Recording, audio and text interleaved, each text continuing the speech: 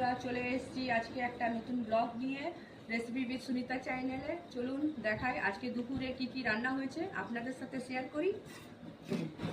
দেখুন, এটা হয়েছে গরম গরম ভাত, আর এটা হয়েছে ডাল, টমেটো, ধনেপাতা, কাঁচা লঙ্কা দিয়ে রাহাড়ের ডাল। এটা হয়েছে কলমি শাক,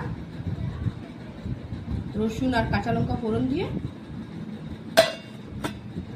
আর এটা হয়েছে আলুর ভর্তা, মশলা দিয়ে আলুর ভর্তা। আর এটা হয়েছে করলা ভরওয়া, এটা করলা ভরওয়া। আর এটা হয়েছে কুমড়ো ছকা। এটা কালো জিরা আর এই কাঁচা লঙ্কা আর একটু মশলা দিয়ে, হালকা মশলা, জিরে গুঁড়ো, ধনে গুঁড়ো দিয়ে, একটু চিনি দিয়ে।